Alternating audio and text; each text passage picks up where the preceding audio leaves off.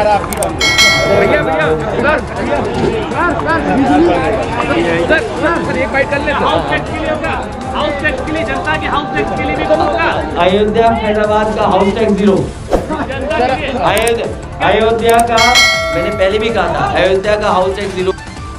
Thank you so much. Commissioner प्रणाली जो जनता अभी मत कहो ये कमिश्नर प्रणाली किसी को पसंद नहीं है। तो सर खत्म होगी क्या? कमिश्नर प्रणाली किसी को पसंद नहीं, कमिश्नर प्रणाली से अन्याय बढ़ा है। आप बताइए, कमिश्नर थे वो बीजेपी के सदस्य बन गए, तो पूरे 5 साल क्या काम किया होगा इन्होंने? जो लोग सदस्य बन गए पार्टी बीजेपी के, उन्होंने सोचो बीजेपी के लिए कितनी मदद की होगी, लोग कितना अन्याय किया होगा। आपका उदाहरण नहीं, गोरखपुर में किसने व्यापारी को मार के मार दिया, और पुलिस को भी पत्रकार भी परेशान हो रहे हैं। सीधे साधे पत्रकारों पे मुकदमे लग रहे हैं, बताइए। यहाँ कर ले बाहर कर ले सर, यही कर लो सर।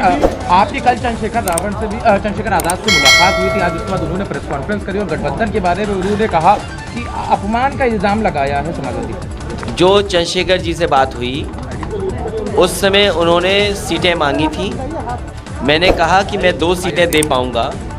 एक सीट क्योंकि आरएलडी के पास थी, मैंने उसी समय आरएलडी के नेताओं से बात कराई, उन्होंने मेरी बात को स्वीकार किया और उन्होंने रामपुर मनिहारन छोड़ दी। उसके बाद मैंने ये सीट उनको दे दी। इसके साथ साथ क्योंकि गाजियाबाद घोषित सीट नहीं थी, उसको भी मैंने उनको दे दी।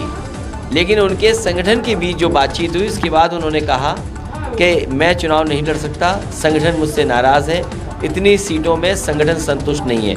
ये बात होकर के वो वापस चले गए। मैंने कहा ठीक है, हम पर इतनी ही सीटें हैं जो मैं दे सकता हूँ, और इसके पास हमारे पास सीटें नहीं हैं। और आज उन्होंने नाराजगी की बात को तोड़ के बता दिया कि अपमान कर दिया। इसका मतलब समाजवादी पार्टी कभी भी किसी वर्ग का अपमान नहीं कर सकती।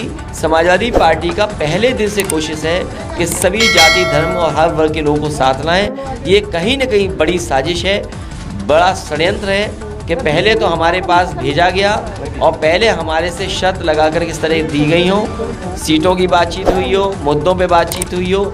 ये कहीं न कहीं बहुत बड़ी साजिश और षड्यंत्र का इसमें दिखाई देता है मुझे। आपसे सवाल है, आपने कहा गठबंधन की सारी सीटें अब रास्ते बंद हो गए, सिर्फ एक सीट, कौन सी सीट है जिसपे अभी भी एक होप है? अब गोरखपुर की शहर की सीट बहुत सोच विचार करके पार्टी टिकट चुनाव लड़ाएगी, क्योंकि मुख्यमंत्री जी हर जगह तलाश रहे थे।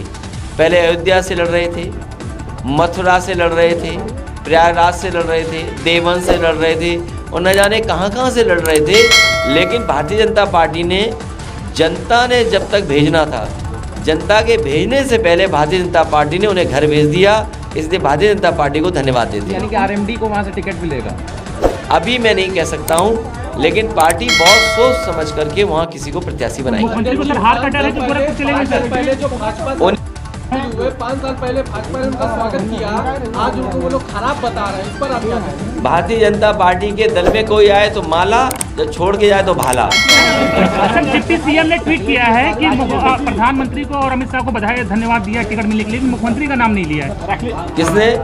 ये मुख्यमंत्री और डिप्टी सीएम पर इतने मुकदमे हैं कि आईपीसी के सेक्शन में भी इतने नहीं है, इतने आईपीसी के सेक्शन भी नहीं है। जितने मुख्यमंत्री और डिप्टी सीएम पर मुकदमे हैं, उतने तो आईपीसी में सेक्शन नहीं है। तो योगी सरकार ने 4.5 साल में गोरखपुर मेट्रो नहीं बना पाए, तो क्या आपकी सरकार बनती है तो सबसे पहला काम गोरखपुर की जनता के लिए मेट्रो देंगे? गोरखपुर की जनता को बहुत विकास देंगे, खुशहाली देंगे।